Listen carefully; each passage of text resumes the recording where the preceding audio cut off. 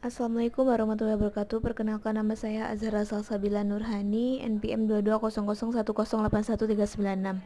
Saya dari kelas M5 Manajemen Keuangan 2. Di sini saya akan menjelaskan tentang capital structure teori, latihan soal dan pembahasan. Yang pertama, kita harus mengetahui apa itu kapital struktur atau struktur modal. Struktur modal merupakan suatu elemen penting dalam perusahaan. Elemen ini digunakan untuk melihat komposisi hutang terhadap ekuitas dalam suatu perusahaan, dengan cara membandingkan hutang jangka panjang dengan ekuitas atau modal sendiri. Struktur modal adalah jumlah utang atau ekuitas yang digunakan oleh perusahaan untuk membiayai aktivitas operasional dan pembelian aset perusahaan.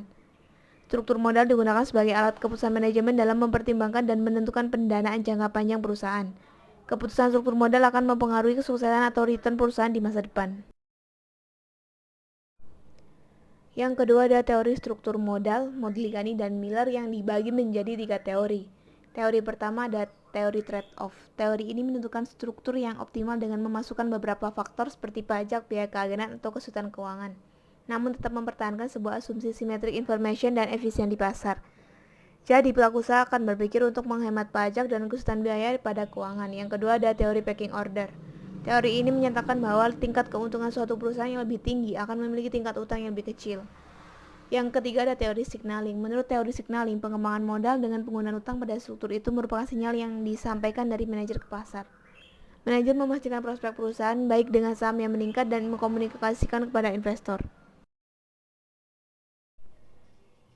Yang ketiga ada rasio keuangan dalam modal yang dibagi menjadi 3. Yang pertama ada current ratio atau rasio lancar, yaitu rasio likuiditas yang mengukur kemampuan perusahaan untuk membayar kewajiban jangka pendek atau yang jatuh tempo dalam 1 tahun, yang dihitung dengan membandingkan semua aset lancar dengan kewajiban lancar perusahaan.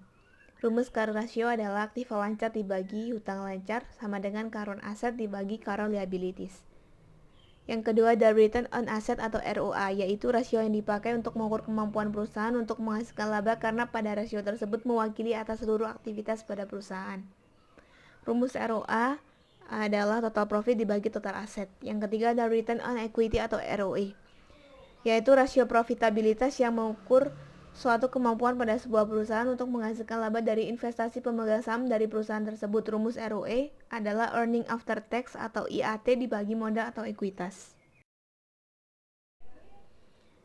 Yang selanjutnya adalah latihan soal dan pembahasan. Soal pertama, PT JAS berkeinginan untuk mengembangkan dan menciptakan produk baru dengan kebutuhan dana 100 juta. Terdapat 2 sumber dana yang bisa dipakai. Yang pertama sumber internal diambil dari current asset, yang kedua sumber eksternal diambil dari current liabilities. Di situ terdapat balance sheet yang terdiri dari aktiva dan pasiva. Berdasarkan data di atas, maka dihitung yang pertama ROA, yang kedua financing cost, yang ketiga current ratio. Selanjutnya ada pembahasan dari soal pertama. Pertama kita mencari rate of return on current asset sebesar 10% dikali 600 juta, hasilnya 60 juta. Kemudian rate of return on fixed asset sebesar 25% dikali 1,8 miliar, hasilnya 450 juta. Dan ditambahkan sehingga kita memperoleh total profit sebesar 510 juta. Untuk mencari ROA, rumusnya total profit dibagi dengan total aset, yaitu 510 juta dibagi 2,4 miliar, maka hasilnya 21,25%. Yang kedua, mencari cost of current liability sebesar 14% dikali 300 juta, hasilnya 42 juta. Kemudian cost of long term debt sebesar 18% dikali 2,1 miliar, hasilnya 378 juta. Dan dijumlahkan sehingga kita memperoleh total cost financing sebesar 420 juta.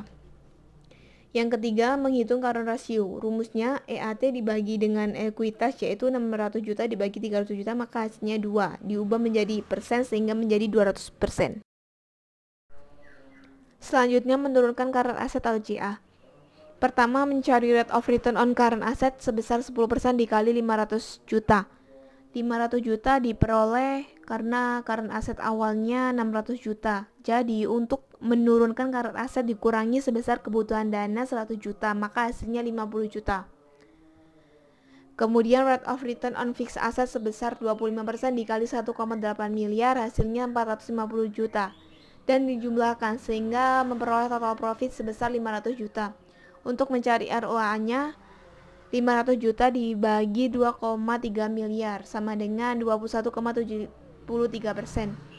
Untuk current ratio sama dengan 500 juta dibagi 300 juta sama dengan 1,66%, diubah menjadi persen sehingga menjadi 166%. Selanjutnya menambahkan current liabilities atau CL. Pertama, mencari cost of current liabilities sebesar 14% dikali 400 juta. Kenapa 400 juta? Karena current liabilities awalnya 300 juta dan untuk menambah sesuai kebutuhan ditambahkan dengan 100 juta, maka hasilnya 56 juta.